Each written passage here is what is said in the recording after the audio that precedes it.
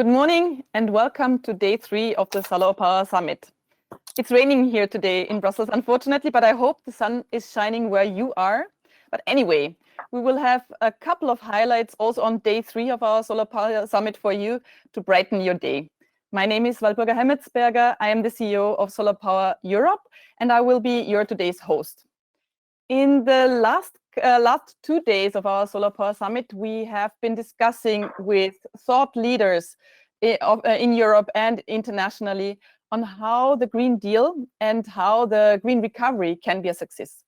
And one of the elements which was standing out through all these discussions was that we have to take citizens along. We really have to give them ownership of the green recovery and of the Green Deal. So that's why we want to zoom in today on the citizens in a couple of sessions. And the first one is about how we can reduce CO2 in our buildings and how we can achieve a successful renovation wave.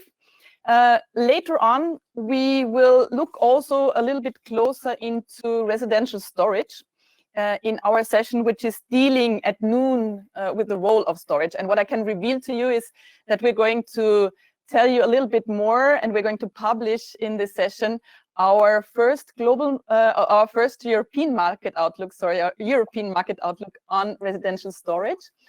And if you haven't known yet how the residential storage market will be growing in the next 5 years, please tune in and learn more about how the developments in the storage market will take place.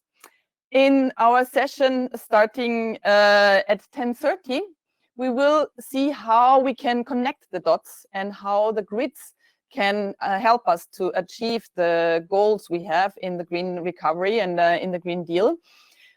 So we will also there look closely on how citizens can get involved and how prosumers can make it happen. If you thought that is all, it's not the case at all, because what you should not miss in the afternoon is our 35th anniversary celebration. We have a couple of special guests, and just to give you a little sneak preview, we will have an executive interview with the Executive Vice President Frans Timmermans and Bertrand Piccard. And we also have a couple of solar surprises for you. So please also join us at 2 o'clock to raise our glasses on our 35th anniversary. But for now, I'm very happy to be here in the studio with Julie Beaufils. Julie is the Secretary General of Europe On, and she will be the moderator of this session now on the Renovation Wave, and how we can, and we'll discuss with the participants, with the panelists, on how the renovation wave can be a success, how we can have more jobs and growth also through the renovation wave, and how we can take along the citizen. The floor is yours. Thank you, Walpurga. Hello, good morning, everybody. So I'm really happy to start this new day at the SolarPower Summit with you to discuss on innovation and one of the most awaited initiatives of the EU for this new season, which is between the Green Deal and recovery, that is to say, the renovation wave. So around me, virtually, are 5 panelists ready to take the challenge and discuss the deployment of innovative solar solutions in the renovation wave. We will first hear Mr. Hans van Steen, who's the director of the Directorate Renewables, Research and Innovation, Energy Efficiency at DG Ener in the Commission, so that he can hopefully give us a few hints on the upcoming Renovation Wave initiative that the Commission will present in a couple of weeks, and tell us how this initiative can play a role for green recovery with solar energy. Then we will have a first discussion on the state of play of the renovations in Europe and the deployment of solar energy in that regard. And finally, we will have a look at innovative solar solutions and business models which are made in Europe. This is all of interest for Europon, the European Association of Electrical Contractors that I represent today, because electrical contractors are the 1.8 million professionals responsible for literally switching on the green and energy transition in Europe, whether it's connecting electricity between solar panels and technologies in the built environment, or advising end users on the smart tools that can make their indoor life easier and smarter and more energy efficient, and so on. But first, let's hear Mr. Van Steen from the Commission on the upcoming Renovation Wave initiative that was called by Vice President Frans Timmermans the #1 priority of this new season. Mr. Van Steen, the floor is yours. Thank you very much, Julie.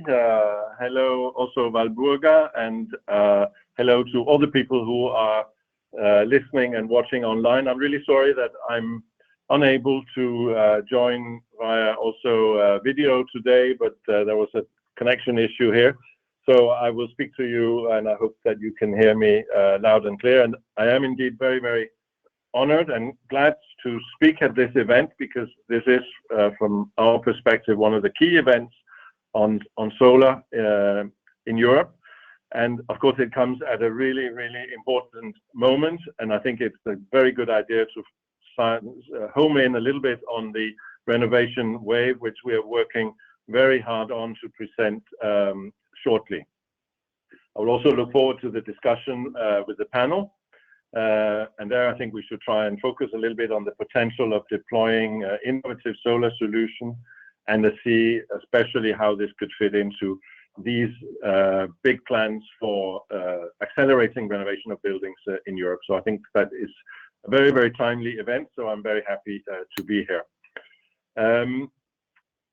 Buildings are, of course, critically important. They are key to achieve our environmental and energy goals.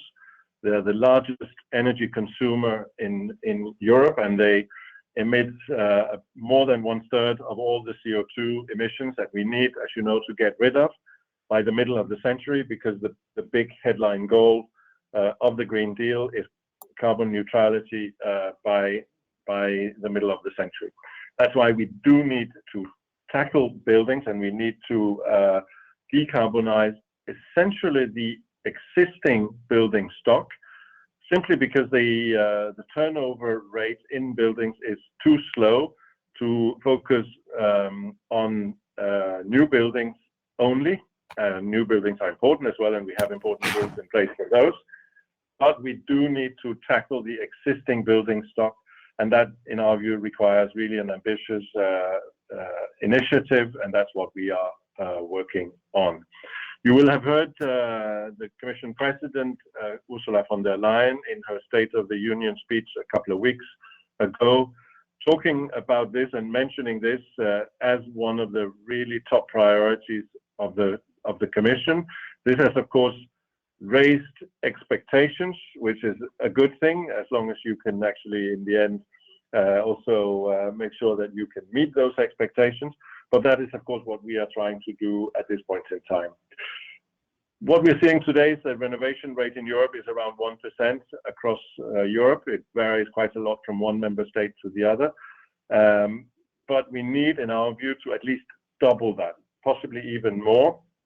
And we can do so by leveraging combined benefits of energy efficiency, renewables, and smart building solutions, so ICT solutions as well. It requires that we are going to get rid of the barriers that are currently stopping us from renovating more buildings than we are, and to renovate them sufficiently deep. And we need to reinforce what we call the pull factors for faster and deeper renovation altogether. The initiative is scheduled for adoption in October. I think we are more or less on track, although as of today we are now in October, so of course it becomes short now, but I think we are on track to do it. So we are still hoping for adoption by the middle of October, but of course to be fully confirmed. We've worked very, very hard across a number of Commission services in the Commission, because this is not just an energy initiative. This goes, in fact, far beyond energy. It involves very much our colleagues in DG GROW.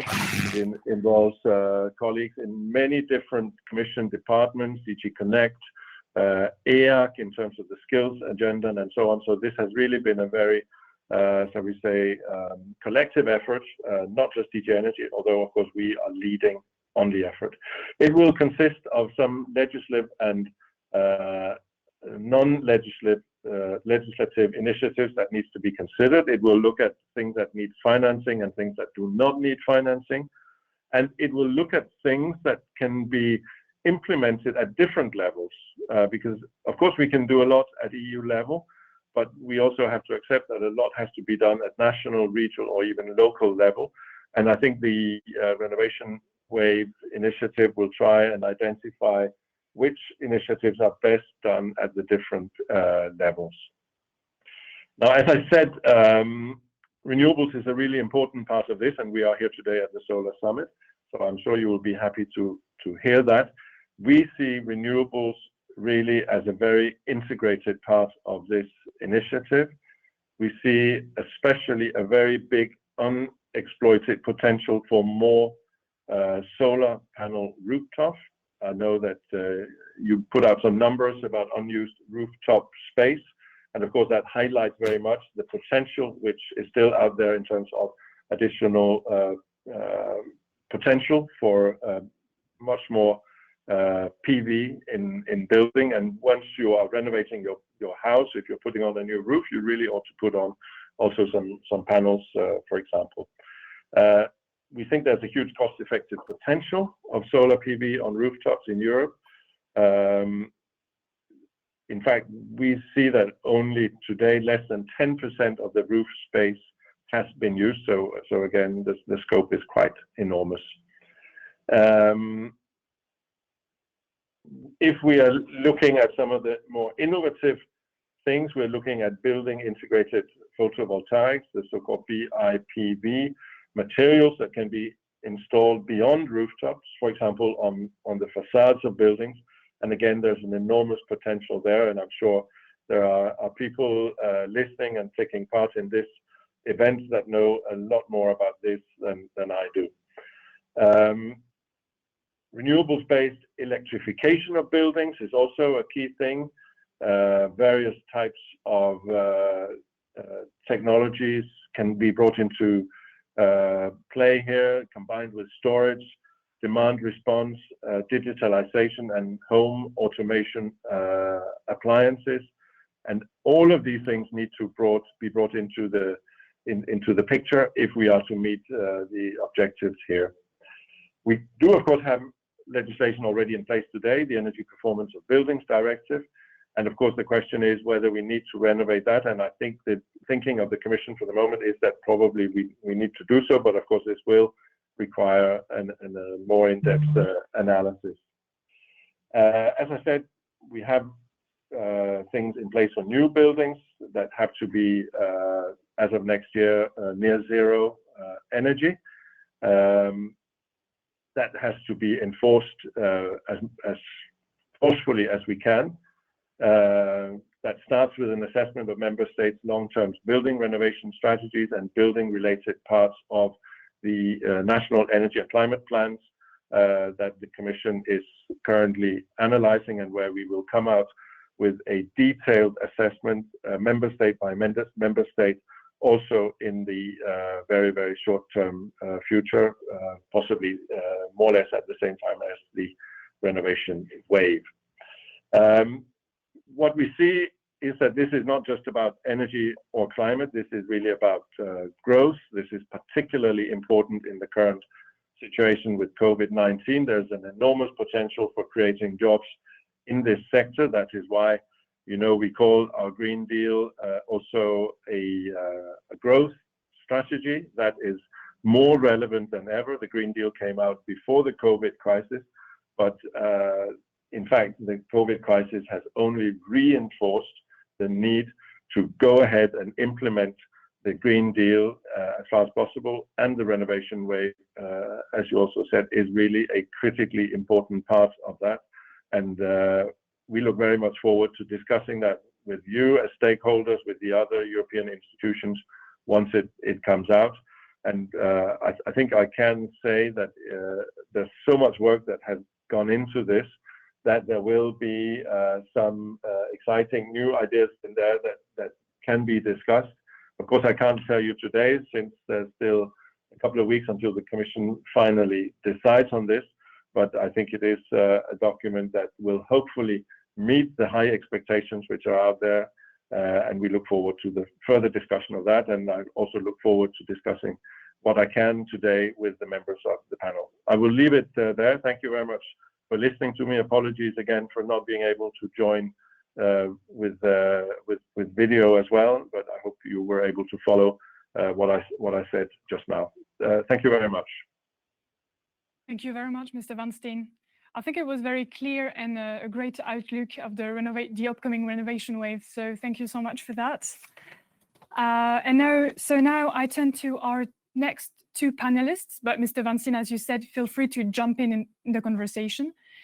So now that we have learned a bit more about what the Commission is intending to do with the renovation wave, I'm very happy to welcome the member of the European Parliament, Mr. Kieran Koof, who had the thorough responsibility to draft and defend the Parliament's own initiative report on maximizing the energy efficiency potential of the EU building stock, which is, in other words, the Parliament's position on the upcoming renovation wave. I think we can say that. And this report was adopted in plenary session earlier in September with an outstanding majority. That needs to be mentioned. So this is where we are. And along with Mr. Koof is Eugenio Quintieri, who's the Secretary General of the European Builders Confederation, which has the hands-on experience on renovations and how to make buildings cleaner and smarter. So we are going to start and discuss the state of play of the renovation wave and its role on deploying solar. And I think that after Mr. Van Steen's presentation, it would be nice to start the conversation by simply asking you, Mr. Koof, what are the main proposals of the European Parliament for an ambitious renovation wave, which integrates solar energy in the built environment? Well, thank you, and good morning from a chilly Dublin, where the sun is shining, which I think augurs well for the renovation wave. I have to say, I was really pleased to hear Hans Van Steen speak, and what he said is certainly in accord with what the European Parliament is proposing. And let me just expand a little bit on what my report for the Parliament put forward as the main components in a renovation wave. And before I say that, I just want to agree with Hans that really, if you look at the 3 points, we need to create jobs, we need to tackle energy poverty, we need to reduce our greenhouse gas emissions, and the renovation wave can do all 3 of those at the same time. So it really is a good news story. So we have 4 real elements in the renovation wave report. We talk about the role of neighborhoods and communities, and we talk about how we need to involve communities at a local level. And there's a real role to get cities, to get neighborhoods involved in making the renovation wave happen. And there needs to be a legislative framework for housing standards that is progressively tightened over time. And we want to see clear guidance to member states on how to tackle energy poverty. And I think if we can particularly start by dealing with those households who are finding it difficult to pay the energy bills, it really will deliver a lot in terms of what can be done over time. The second issue is we want ambition. We want more ambitious legislation with binding national targets. And if we look at the Energy Efficiency Directive and the Energy Performance in Building Directives, we feel that these need to be upgraded or indeed perhaps replaced with an all-encompassing directive that really pushes the building sector to improve. We know that 38% of the greenhouse gas emissions in Europe come from buildings. So if we can tackle buildings, we're well on our way to the kind of targets that the Paris Agreement and other agreements have set down. We want to see renovation programs well integrated, a holistic approach, if you could call it that. And that means that we need to look at the construction products regulation, the circular economy initiative, the sustainable built environment. Let's look at all of this together, because it's no use going for a deep retrofit if the materials that we're using have a very high carbon content in the first place. So we need to reach out and consider all of these issues together. And then we're making a strong call in the document for a European solar rooftop program. And, you know, we all know that Europe is a global leader in building integrated photovoltaics, and we can work with this. And it should be recognized that the photovoltaic industry is a significant contributor to employment in Europe, and we want to work with you on this. And just at a very local level in Brussels, myself and my colleagues have issued a call asking the European Commission and the Parliament to install solar photovoltaics on the roofs of the European institutions in Brussels. I think that would be symbolic, but it would also be an indication of what we could do. When I look out my office window in Brussels, I see large roof spaces that are simply concrete roof tiles, and I think there's so much we could do on that. So in conclusion, I think now is the time. You saw that we had a strong endorsement from the Parliament for the report for which I was the rapporteur, and I think there was enormous political buy-in across the political spectrum, from our colleagues in the European People's Party, from S&D. Everyone wants to go with this. We all see the potential, whether it be tackling energy poverty, providing jobs, or reducing greenhouse gas emissions. So I think autumn 2020 will be a game changer for solar, and I certainly think the Parliament is backing the call that comes from yourself and others. Well, thank you so much, Mr. Koof. Thank you for this enthusiastic talk and for reminding us of the main aspects of your report. So now that we have a better understanding of the Parliament's view on renovation, I turn to Eugenio Quintieri. What are the main challenges faced by the construction sector to deploy solar energy in renovations? And also, could you tell us a bit of the main asks of the trade for the renovation wave? Thank you very much, Julie. I think it was a very interesting conversation. I will try also to give a different point of view. I hope not too controversial on the upcoming renovation wave. I think, you know, the renovation wave is fundamental, and we are very happy to see that it's a priority for the European Commission, but for the European Union in general. It's fundamental to reach European climate and energy goals, but at the same time, it's also a fantastic opportunity to boost our market to contrast, if you want, the impact of the current COVID-19 pandemic. We have heard, let's say, in different discussions that we had with the Commission, that also today from Mr. Steen, the fact that there will be changes in regulation, most probably that there are changes in regulation that are considered, especially when it comes to the clean energy package. I would like just to maybe put some food for thoughts, to think whether we really need a constant change also in regulation, talking, for example, about the PVD, when we see, for example, today, as published by the BPA, so the performance is, let's say, the institute that studies the energy performance of buildings, that the member states, after 6 months of the deadline to present their long-term renovation strategy, half of them, they didn't even present their strategy.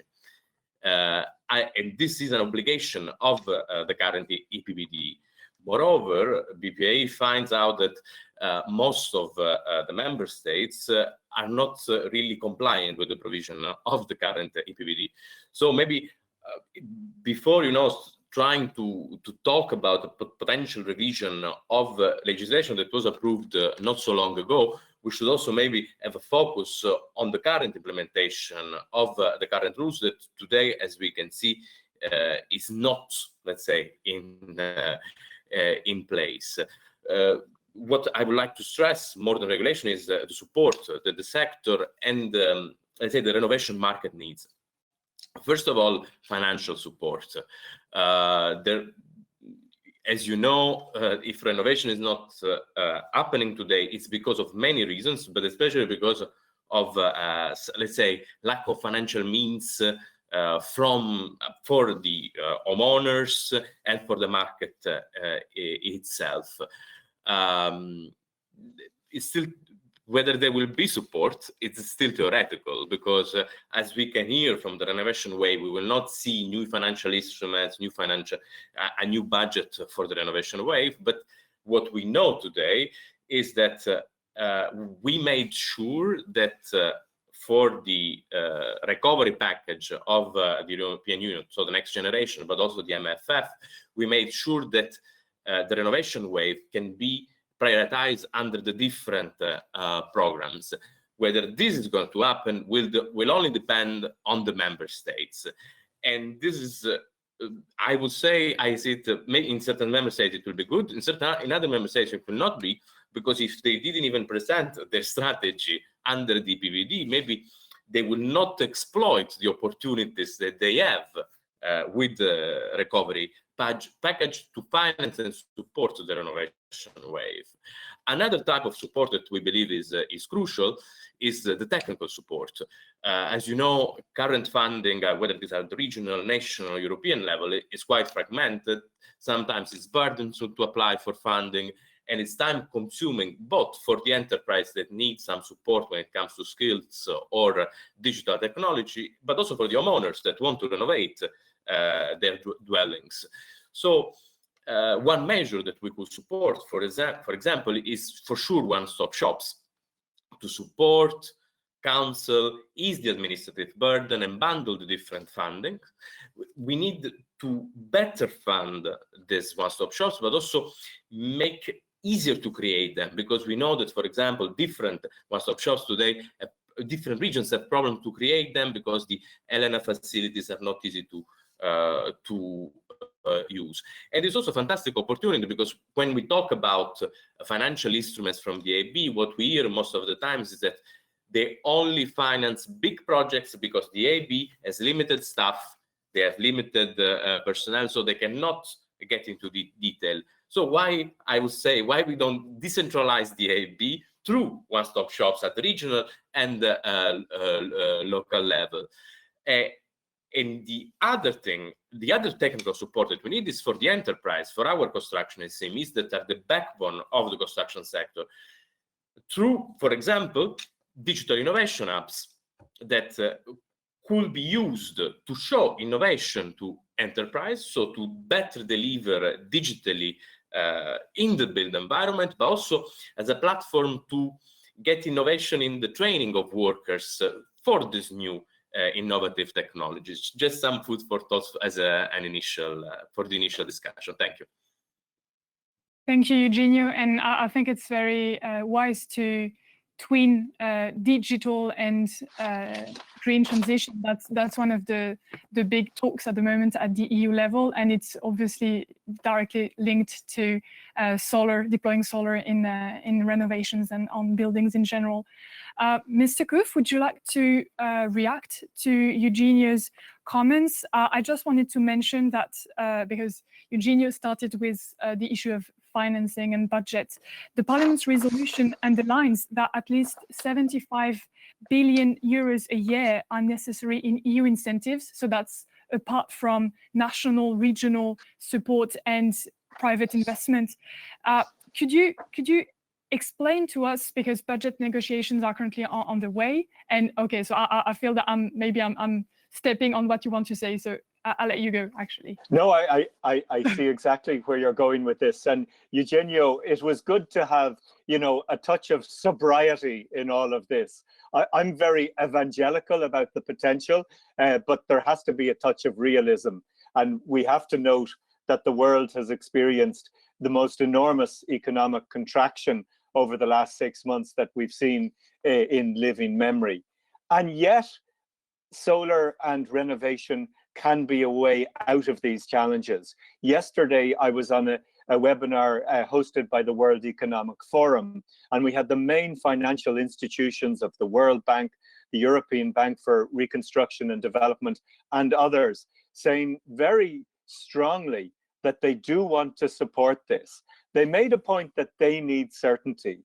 They need legislative certainty as to what the future will hold. They said, we talked about carrots and sticks, and they said that we need perhaps to have more carrots than sticks to encourage building owners and financial institutions to get involved. And your point about the EIB, Eugenio, is very true. They don't get out of bed for less than 50 million euro. And therefore, we have to bundle together projects. And that's one reason why we can start with public housing, because we can bundle together 500 or 1,000 housing units and talk about an integrated approach to them that will be in the level of financial spending that is needed. And you know, that's 75 billion euro a year. It's an eye-watering figure. It is enormous. But on the positive side, there is huge amounts of global capital at the moment that is looking for somewhere to rest. If they put the money out there into other banks, they're losing money. There's negative interest rates around the world at the moment. But we know that while the rate of return is not very, very high, it is positive, and we can guarantee that rate of return for 10, 20, 30 years. So I think that is something in its favor. Another point that was made in recent discussions I've had is that if we can look at renovation as a way of doing other things, and you've hinted at that, if we can integrate mobility, if we can have systems integration with a vehicle that is sometimes charging from the building and at other times feeding power back into the grid by being plugged into that building, then there is potential from that. And I think when you look at the financial instruments, I think the main one from a European Union perspective will be the Recovery and Resilience Facility. 560 billion euro. It's up to the member states to state what they want to go into that, but there's huge discretion for member states to really push renovation within that. And then, of course, there is the European Regional Development Fund and the Invest EU programme. And some of the discussions we've had over recent weeks in the Parliament are all about tweaking these different funds to make sure that the solar and renewables agenda is pushed and is highlighted, because there's always a danger that we'll be diluting these funds. And really, when it comes down to it, the European Green Deal, it can be whatever you want it to be. And we really need to be quite forensic and specific about what we mean. And if we're not reducing greenhouse gas emissions, if we're not bringing everyone up who's living in difficulty at the moment in Europe, then we're diluting that European Green Deal. But I think there really is an opportunity here. And I think we can start with the individual householder who wants to replace a 20-year-old gas boiler. Then we can look at communities and neighborhoods and see what works well. And before you know it, we have 1,000 homes that really want to improve what they have. And if rooftop solar is a possibility for them, I think they'll embrace it. Thank you. Thank you, Mr. Koof. We will soon turn to the Q&A and to the second mini session of this panel. But before going there, and maybe a bit as a transition, before innovation, there is a basic issue that we need to address in order to concretely deploy solar energy. It's been mentioned all along the discussion, but we've not really been there. It's the skills agenda. European is very much committed to raise awareness on this issue, because you simply won't have an energy transition if you don't have people who are able to do the job. And that's also something that I know Eugenio is very keen on. We've been working on it together, and this is the same with you, Mr. Koof. So I just wanted to ask a bit more how renovations can be, and how the Renovation Wave can be a great instrument to work on skills, and how and what it can bring for the energy transition and for jobs as a whole. Does anyone wants to react on this? Go ahead. We can't hear you, Eugenio, at the moment. It's not. It's okay. Yeah, thank you. Of course, Julie, as you know, we are very involved in the skills discussion because our sector is a sector that is deeply changing when it comes to techniques and innovation, and we and also because of the demands from the public, and the transformation of the built environment will not happen without reskilling and upskilling the current workers. So the skills part is fundamental. We are involved in the blueprint for skills, in which it's a European project, is unique only for construction. Not only for construction, but there is one project per sector to try to understand what are the current skills shortages, but also try to anticipate the skills needs in the future. Because we need, if we want to deliver the targets, we need workers that, let's say, are upskilled to deliver those efficiency targets, that have the necessary digital skills for the upcoming innovation in construction techniques. But again, as you know, skills, we try to cover them here at the European level, but skills, again, it's a national competence. And we need to have a continuous and open dialogue with the member states to make sure that it is a priority at the national level, at the regional level, at the local level. The skills discussion cannot be decoupled from the, let's say, the discussion on the attractiveness of the sector. We need to tell the image of the sector a bit better, because it's not only about not having the skills to deliver the job, but also not having the workers to deliver the job. I agree. That is something that we are today facing, you know very well, Julie. So we need to make sure to show what are the advantages in concrete terms of joining a sector that is deeply changing, that is not the dirty sector as we have known it, that becomes always more multidisciplinary and multi-skills, if you want, and that allows also many career opportunities. So let's say, yeah. No, sorry. No, I see that I'm a bit losing track of time. So sorry, if Mr. Koof has one last comment on this before we turn to our next panelist. Sorry for that. No, that's fine. And the issue about training is an interesting one, because often the European Union doesn't have competency in this area. But one thing we are doing at a European level is pushing for what we call a just transition. Those areas that are very dependent on coal and turf, those jobs are diminishing, and we need to prioritize the new jobs. And the just transition funds, which are very substantial, they can be used for training. And you know, when we hear the European Association of Electrical Contractors say that there's a skills shortage for 200,000 people in electrical contractors alone, we know we need to do a lot there. But I think the just transition funding can be used for both training, retraining, and upskilling of the workers that are out there already. So I think there is an opportunity at a European level to really bring people forward into these new areas, into what we call the sunrise industries. And I would be optimistic about that. Well, thank you so much for your insights to both of you. And so now, shortly, as announced, after talking about the legislative and institutional framework, let's move to innovations, and more precisely, the Made in Europe ones. This morning, we will be talking with Gabriel Delmer, who's from the French company Accuro Energy, and Léopold Copieterz, who's the co-founder of the Belgian startup Skysun. So bonjour à tous les deux, and now back to English. To start fully now, can you briefly present your innovative solar solutions? And if you have any comment on the first panel. So I will start with you, Gabriel.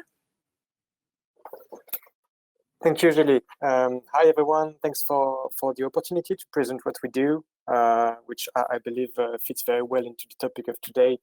I have one second slide, if you may just put it on, please. Acro Energy is an IPP. It's a French IPP. We're only producing electricity from renewable energy sources.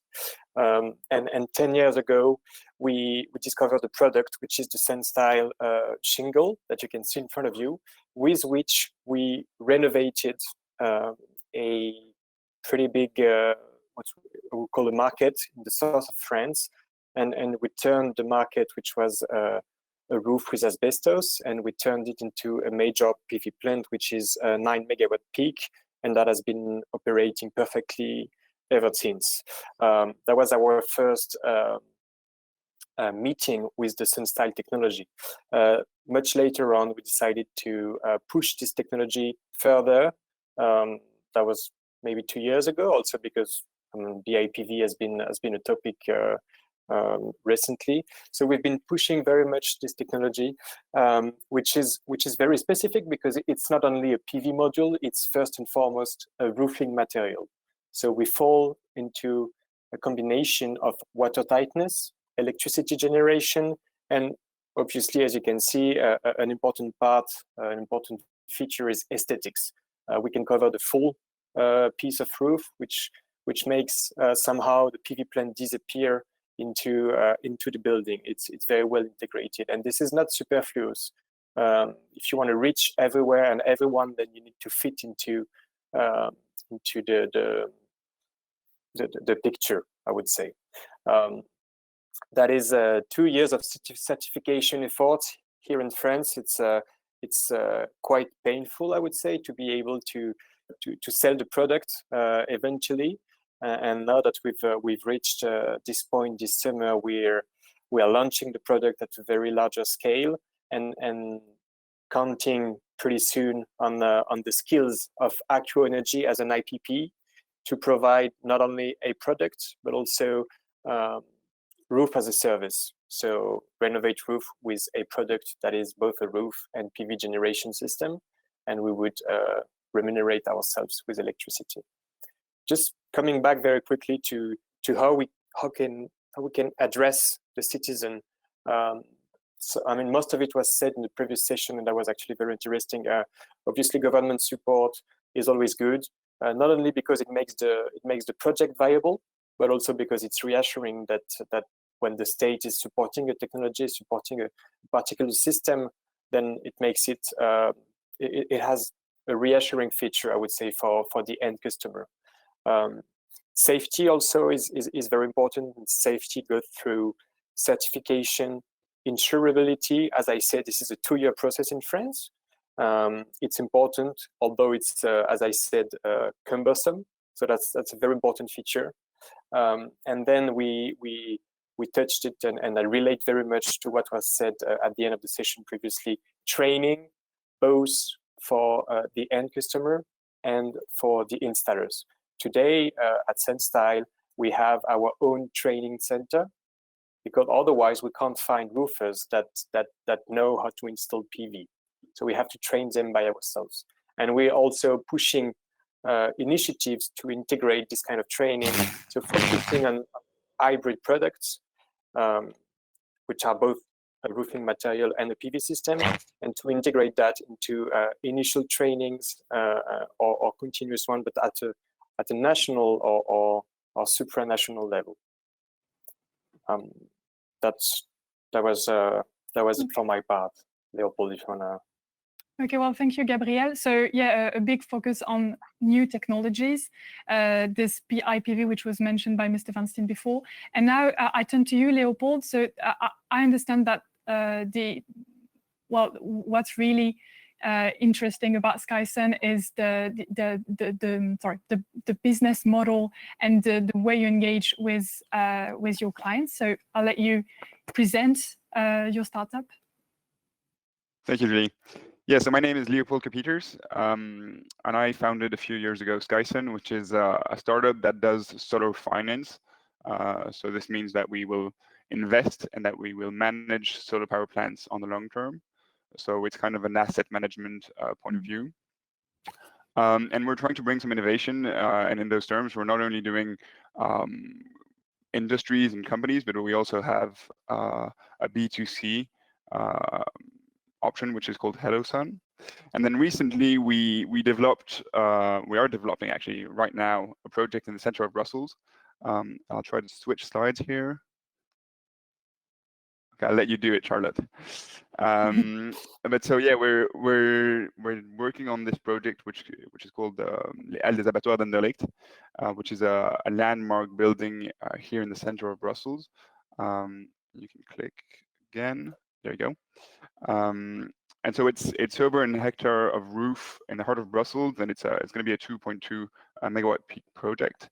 And what's happening with this building? It's a heritage building, so it's a listed monument. It was built in the 1890 with a standing seam roof. So those roofs are the roofs you see mostly in Paris.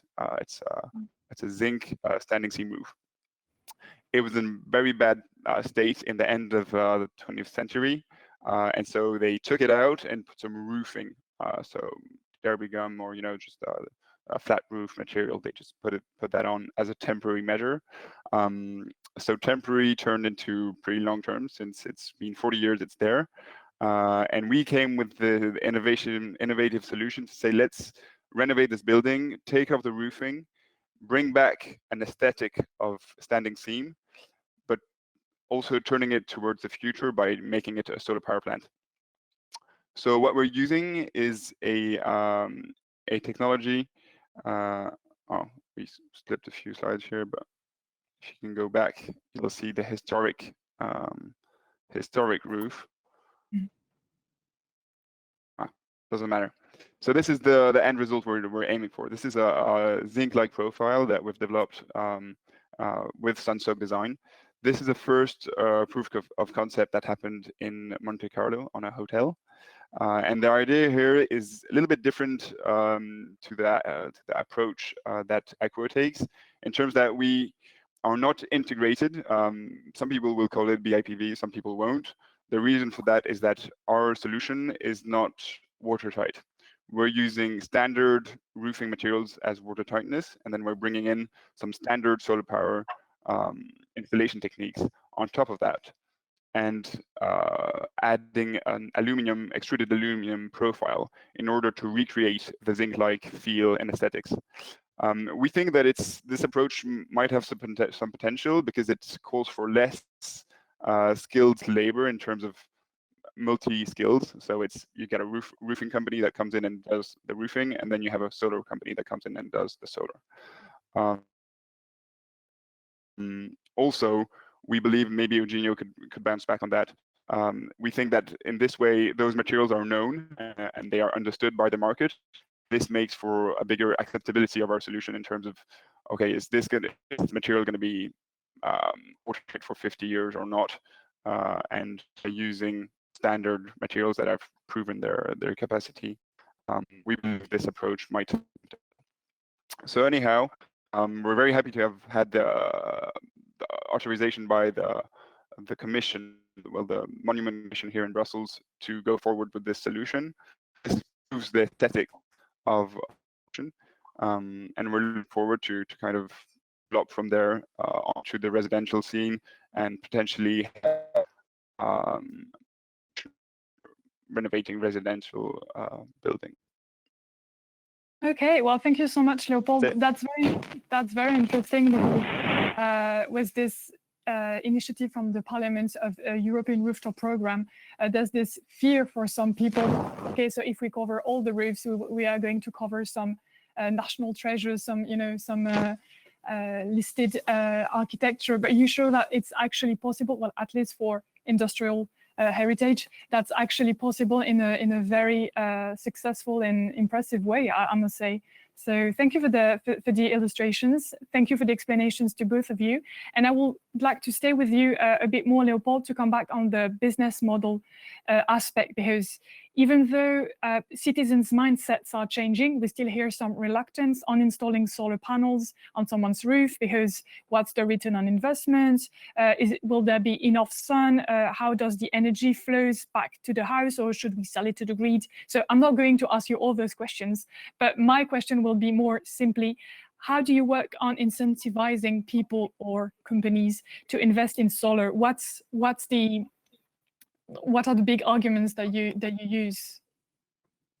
So the biggest argument we have is that we invest and we don't ask our clients or our partners. They don't invest. We put the money forward, and then we will sell back the energy produced from the roof directly to the building term. So we'll take a power purchase agreement, a PPA. Through this session, then it puts the risk on our shoulders, CapEx, but also OpEx in terms of operating the plant, monitoring, making sure everything runs smoothly. And what we really enjoy in the business model is that it's got a really alignment of less. The more energy is produced, the more we sell. For every unit of energy we sell to the client, he's saving money from what he would potentially have bought from the grid. So it's a win-win-win situation where better our plant, the better the return in for the better savings for the company or the client, and the planet's winning too, because the more energy you produce, well, it's taking down the carbon footprint of that particular building. So that's what we try to put forward. Okay, well, very clear. Thank you, Leopold. And now I'll come back to you, Gabriel. So buildings have a major role to play to achieve carbon neutrality. I think it was made very clear today, hence the renovation wave. And that's where your technology comes in, because Aqua Energy is a leading company in building integrated photovoltaic, BIPV.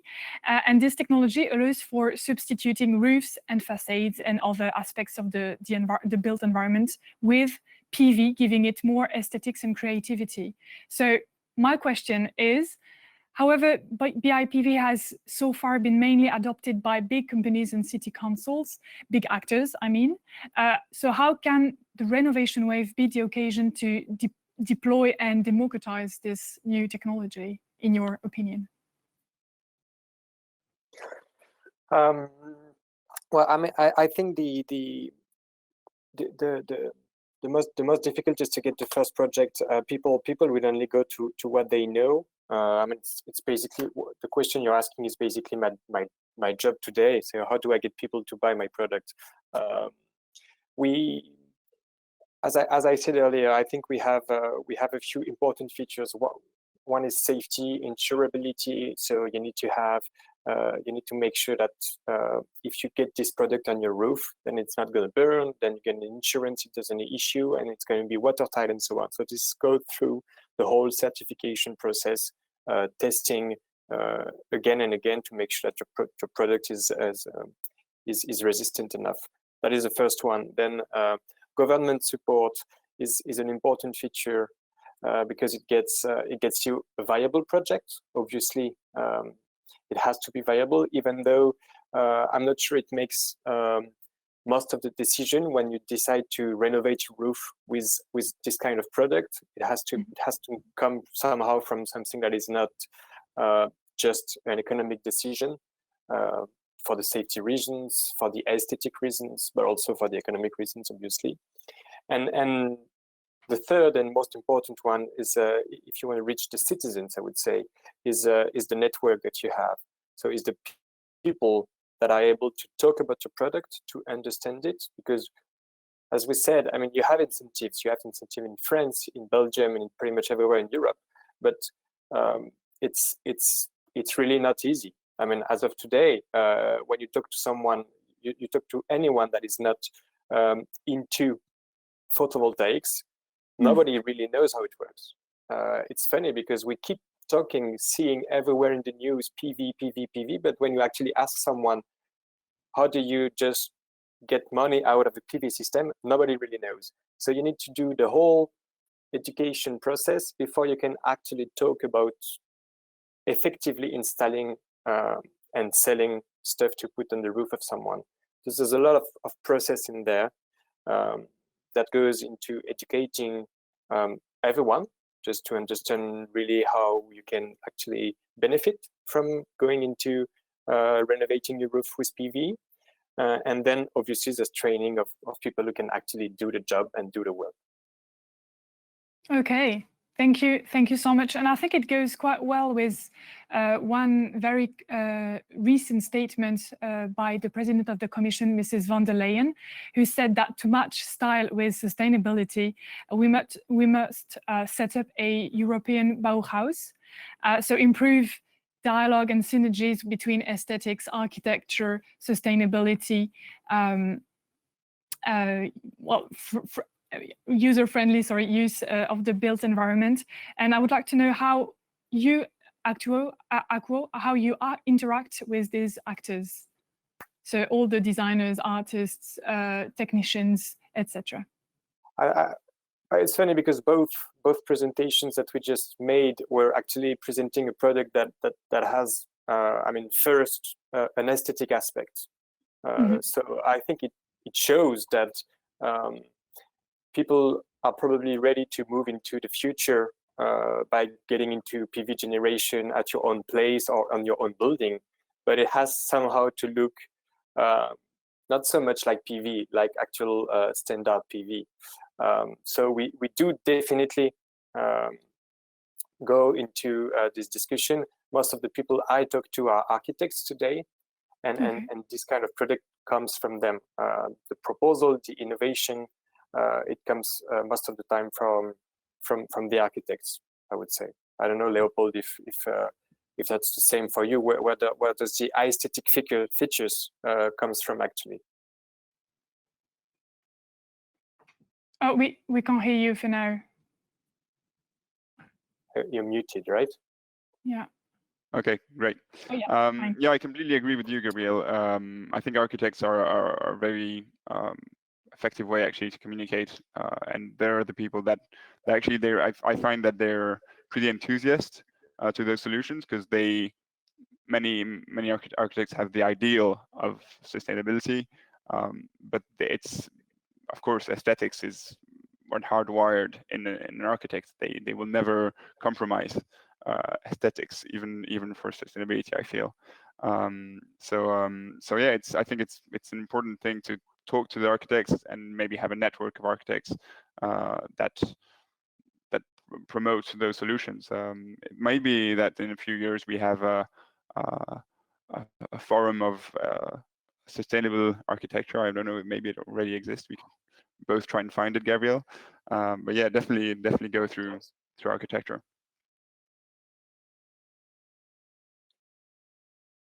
We can't hear you. You're muted. Right? You're muted, Julie. Oh, it's okay. Okay. I don't know if we have some time for some Q&As. I can't see them, to be honest, so I don't know how it works. Okay, so let's continue then.